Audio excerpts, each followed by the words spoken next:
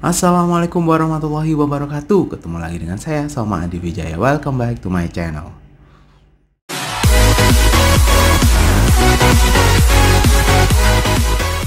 Teman-teman, jadi hari ini saya akan berbagi mengenai protokol cara sholat Jumat ketika di era new normal atau PSBB transisi. Jadi apa saja? Penasaran? Jangan lupa di like, subscribe, dan share video ini, dan juga share ke teman-teman kalian dan saudara kalian biar mereka tahu informasi mengenai protokol kesehatan ketika mau sholat jamaah. Dan juga jangan lupa diaktifin lonceng notifikasinya biar semua orang tidak ketinggalan dengan info-info yang saya bagikan. Dan langsung saja ke videonya.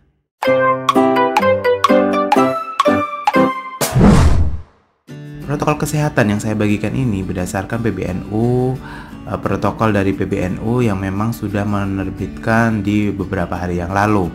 Itu jadi tahapnya dibagi menjadi 3 bagian. Yang pertama persiapan dari rumah, kemudian persiapan ketika sudah sampai di musola atau masjid, kemudian yang ketiga yaitu apa saja sih yang perlu dipersiapkan oleh panitia masjid itu sendiri.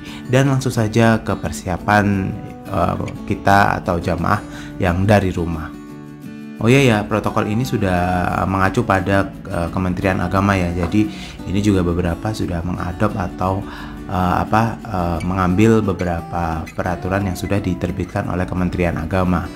Dan langsung saja ke tahap yang pertama, yaitu persiapan atau persiapan kita sebagai jamaah di rumah sebelum kita berangkat ke masjid.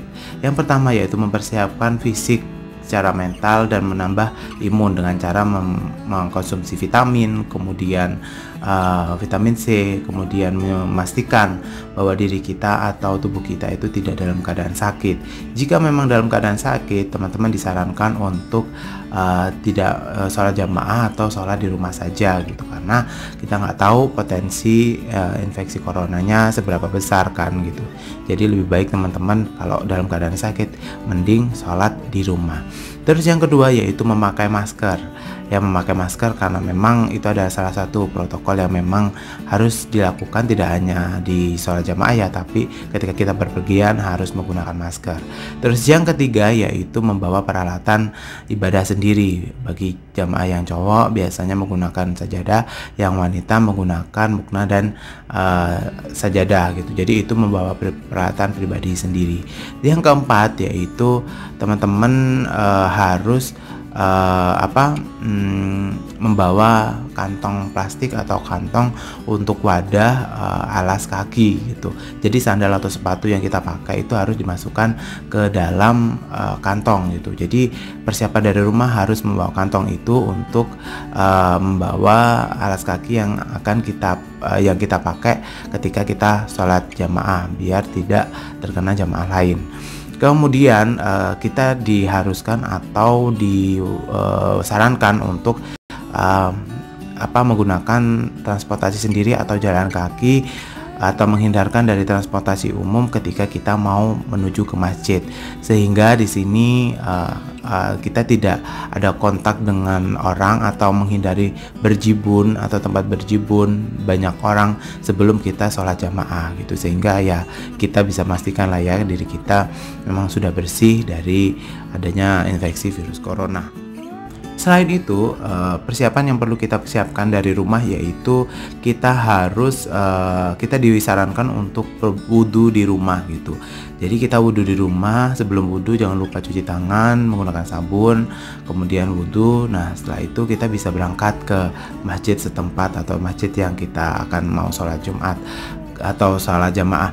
Kemudian kita juga harus selanjutnya yaitu kita harus menaati atau disiplin terhadap jarak gitu. Jadi kita tetap melakukan social distancing antar orang satu dengan orang yang lain minimal 1 meter. Seperti itu. Jadi lanjut aja ya ke persiapan selanjutnya yaitu apa yang kita lakukan ketika ada di masjid.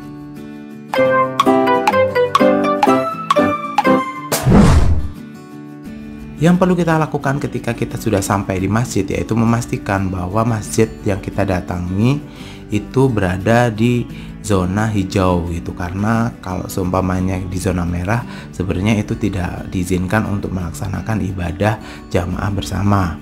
Nah, oleh karena itu ya kita harus memilih masjid yang memang yang terdekat dengan kita, kemudian wilayahnya juga masuk dalam wilayah zona hijau. Terus yang kedua yang perlu kita lakukan ketika di masjid yaitu melakukan pengukuran suhu dengan termometer gun yang sudah disediakan oleh panitia, kemudian melewati bilik UV yang sudah disediakan oleh panitia, dan juga melakukan sterilisasi tangan dengan menggunakan hand sanitizer atau mencuci tangan dengan sabun. Jadi itu tetap ya kita harus menaati peraturan tersebut karena itu adalah protokol standar. Kemudian kita harus disiplin menjaga jarak 1 meter antar jamaah satu dengan jamaah yang lain sehingga social distancing ini masih tetap diterapkan di masjid. Kemudian yang keempat yaitu kita mengurangi kontak langsung dengan jamaah yang lain, yaitu dengan cara tidak melakukan salaman, atau enggak kalau menggunakan pengen salaman atau kontak dengan lain menggunakan cara yang lain selain berjabat tangan. Kemudian di sini untuk protokol yang memang ada atau yang memang harus dilaksanakan di masjid itu kebanyakan memang tergantung pada individu masing-masing ya. Kita harus memang benar-benar disiplin dan juga menerapkan ini ketika sholat jamaah sehingga kita akan menciptakan suasana jamaah yang kondusif ketika ada di masa pandemik ini. Oh ya, sebagai tambahan, selama beribadah kita juga harus selalu memakai masker gitu, karena kan ya itu ada protokol standar ya gitu. Tidak hanya di jamaah saja, tetapi kalaupun kita keluar ke rumah itu harus memang wajib menggunakan masker, dan juga beribadah juga gitu. Selama ada di masjid kalian harus menggunakan masker.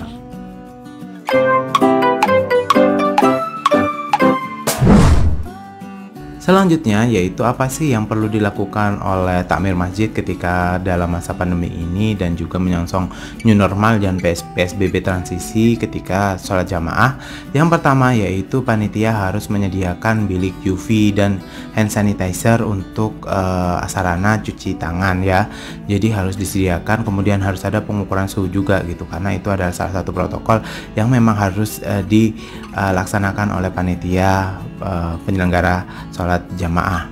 Kemudian yaitu yang kedua yaitu panitia harus mengatur jarak antar orang satu dengan orang yang lain ketika masuk dan keluar masjid, sehingga di sini adanya kerumunan itu sudah diminimalisir ya. Jadi tidak ada kerumunan lagi, harus diatur antara orang satu dengan orang yang lain. Kemudian yang ketiga yaitu panitia masjid tidak menggunakan karpet gitu. Jadi kita dari panitia masjid langsung tidak menggunakan karpet tapi langsung ke lantai, dan juga karena jamaah ini kan sudah dihimbau untuk membawa peralatan sholat sendiri gitu. Jadinya nanti tidak diusahakan tidak menggunakan karpet. Nah, karena tidak menggunakan karpet, maka panitia masjid dihimbau untuk membersihkan lantai sebelum dan sesudah sholat jamaah dilaksanakan. Kemudian yang ketiga yaitu panitia masjid harus mengatur jarak jamaah satu dengan jamaah yang lain. Jadi mungkin ini dikasih tanda gitulah ya, minimal yaitu 1 meter antar jamaah gitu, sehingga di sini panitia wajib menerapkan social distancing dengan cara memberi tanda-tanda seperti itu. Nah, karena memang ini adalah diatur ya jaraknya satu dengan orang yang lain, maka kapasitas masjid di sini itu otomatis akan berkurang. Kurang lebih hanya 40% daya tampung yang memang disarankan oleh Majelis Dewan Masjid Indonesia gitu, sehingga di sini otomatis ada pengurangan. Jadi teman-teman kalau semua memang mau jamaah jadi harus memastikan bahwa masjid itu tidak terlalu penuh. Dan juga karena memang adanya penurunan 40% ini, otomatis di sini ada beberapa peraturan nih yang bisa diterapkan atau diberikan kepada penyelenggara masjid. Yang pertama yaitu bisa memanfaatkan musola-musola sekitar untuk melaksanakan sholat jamaah, yaitu otomatis di sini dalam arti meningkatkan titik-titik sholat jamaah atau memperbanyak titik-titik sholat sholat jamaah, sehingga nanti sholat jamaah di tempat satu dengan tempat yang lain tidak terlalu banyak atau overload. Kemudian yang kedua yaitu jika sholat Jumat ya ini ya, jika memang di situ padat penduduk dan memang tidak bisa menampung dalam satu gelombang sholat Jumat, nah sholat Jumat atau sholat jamaah bisa dilakukan dengan adanya 2 gelombang gitu. Ini khusus sholat Jumat ya teman-teman ya. Jadi itu bisa dilakukan dengan menggunakan 2 gelombang.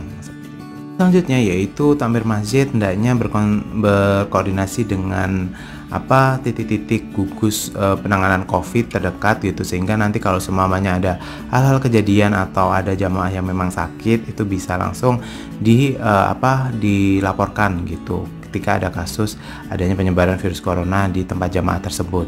Kemudian yang keenam yaitu takmir masjid harus menyediakan ruangan khusus untuk para jamaah yang memang dirasa dalam keadaan sakit dan memaksakan untuk sholat jamaah di masjid gitu, sehingga nanti ketika ada jamaah yang memang merasa sakit atau drop itu bisa langsung dilarikan ke tempat khusus. Dan kemudian adanya virus corona ini karena kan memang setiap masjid itu dibatasi ya kapasitasnya, sehingga di sini takmir masjid bisa memanfaatkan titik-titik tempat umum atau musola-musola untuk diadakan sholat jamaah di situ, sehingga dengan adanya perbanyakan titik sholat jamaah tersebut itu nanti akan mengurangi kapasitas yang ada di masjid, karena memang kita tahu bahwa ketika sholat kita harus melakukan social distancing minimal 1 meter antar jamaah, dan memang kapasitasnya hanya bisa menampung kurang lebih 40% gitu. Dan juga untuk khutbah pun itu memang harus diperpendek dari yang biasanya gitu. Jadi kalau khutbah biasanya mungkin bisa sampai 30 menit untuk 2 kali khutbah pertama dan khutbah kedua. Nah, ini harus dibatasi, yaitu khutbah pertama yaitu hanya 15 menit, kemudian khutbah yang kedua hanya 2 menit, sehingga nanti bisa efisiensi waktu dan kemungkinan untuk kontak dengan orang akan terminimalisir. Mungkin itu saja sih kalau dari yang saya baca dan literatur yang sudah saya dapatkan. Nah, semoga teman-teman juga bisa menerapkan ini ketika mau sholat jamaah ya.